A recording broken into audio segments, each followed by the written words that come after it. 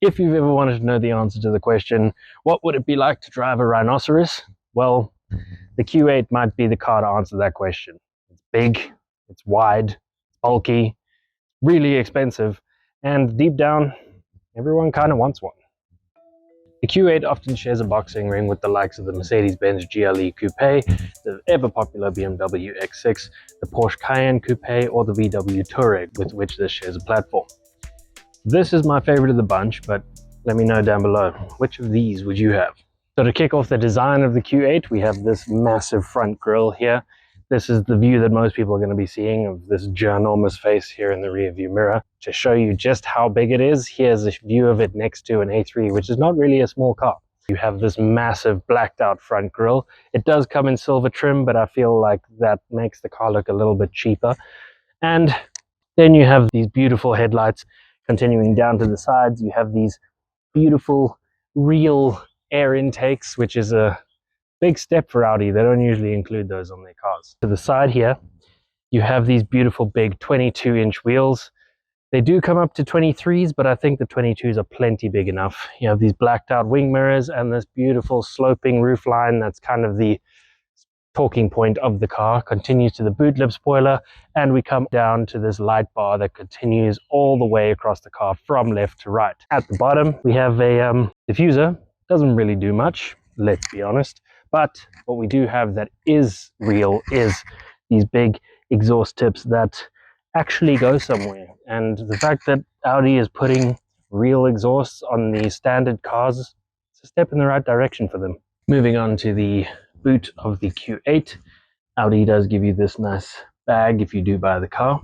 The boot capacity is 605 liters, but you can increase that to 680 liters if you push the seats all the way forward. There's the usual tie down points. There's the Isofix anchors here. You get these nets on the side, and they give you high-vis vest for if you need to change a tire. Then you also have the first aid kit that they give you in the back as well. This comes with the car. Under the floor, there isn't any storage, but there is your space saver spare. The space in the boot isn't class leading, but it's plenty big enough. You can fit more than enough luggage in here for any sort of trip. There is still more video to come, but if you're liking it so far, please consider liking and subscribing. It really helps the channel out. But on with the video. So once we jump into the Q8, you realize that the facelift really was just a facelift, because on the inside, the Q8 is really just the same as it was before. But that's not necessarily a bad thing, because this interior has always been a lovely place to be. The build quality is great. You get stuff like Alcantara on the doors. The materials are soft touch pretty much everywhere you're going to touch. A little bit lower down, we get slightly cheaper plastics, but that's not a big deal. You're not really going to touch those areas anyway.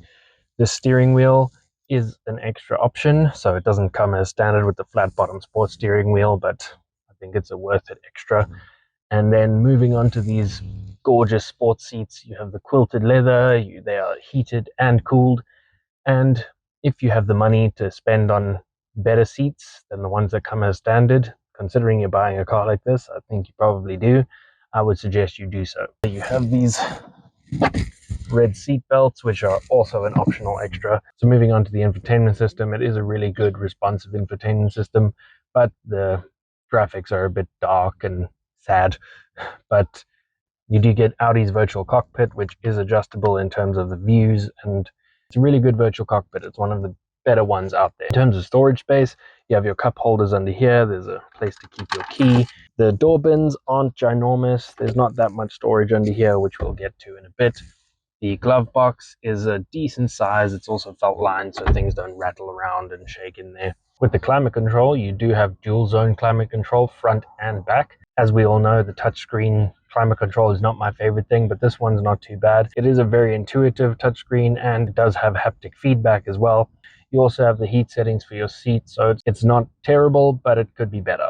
The quality is much the same here in the back seat, so you do have softer touches here on the doors, and the Alcantara in the doors is always a great touch. The seats do block your view a little bit, so it's not the easiest to see out the front.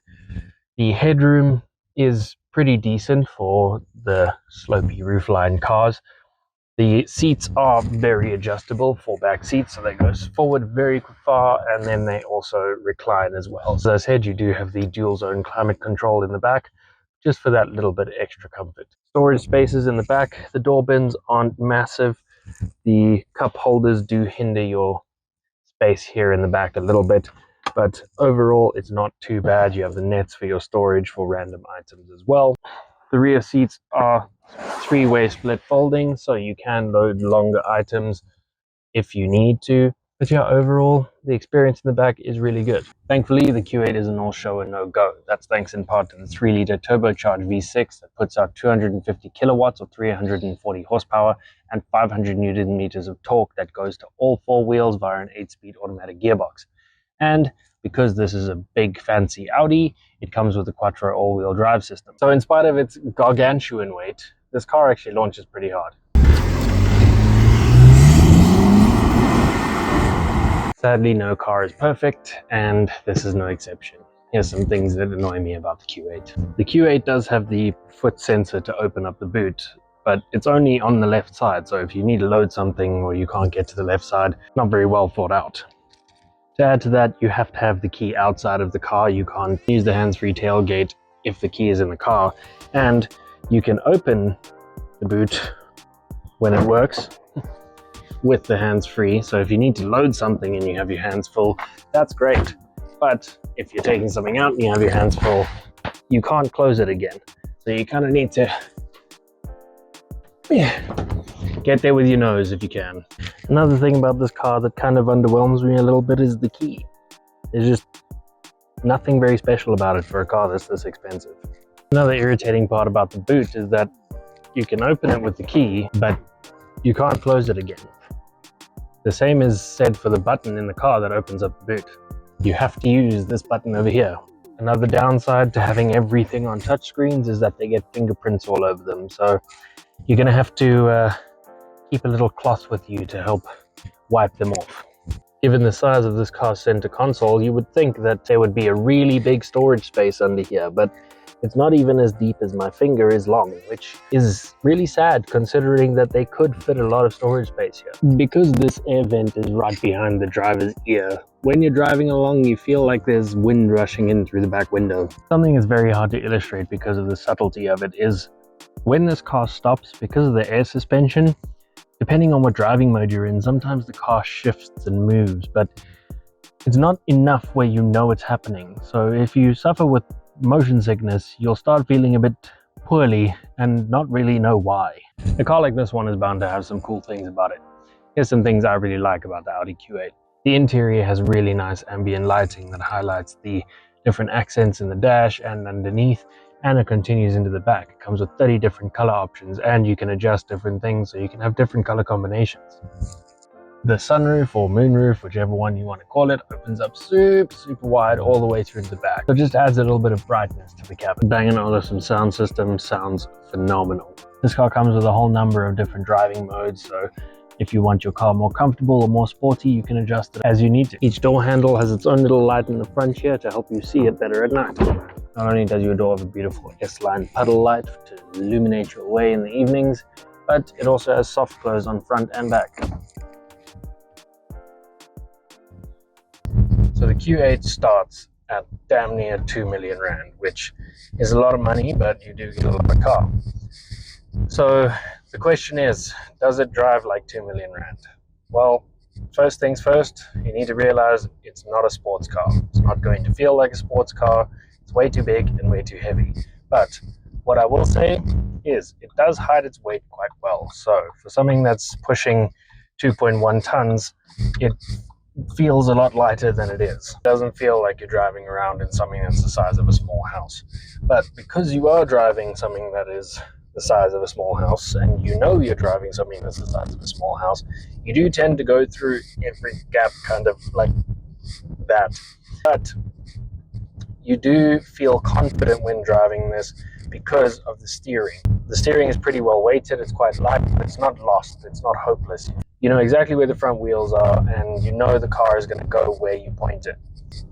It's not going to feel like the most sporty drive. The throttle response can be a bit delayed at times. You put your foot down and then the car goes. So there are times when it does feel like a big machine.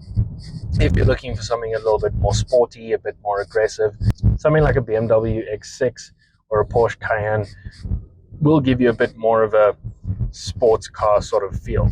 Its performance figures are not too bad.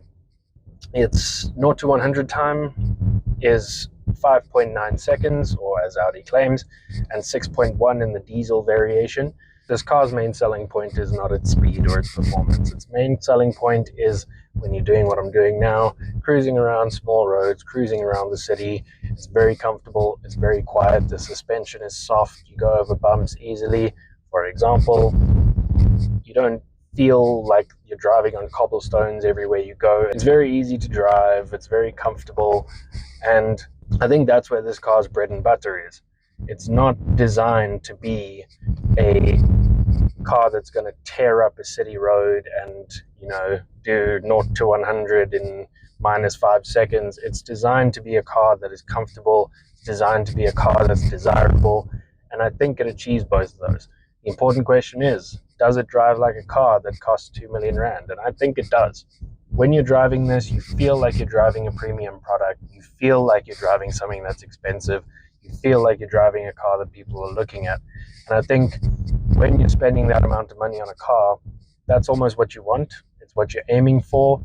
You want a car that gives you that feeling of being important. And when you're driving this car, it's hard not to feel important. It's hard not to feel special. You're driving something that people can't help but look at. So what are my final thoughts on the Audi Q8? Well, yes, it's big, but it's premium, it's comfortable, it looks really good, and it's not really any more expensive than its competitors. So if you have the budget for a car like this, you should definitely have this one on your list.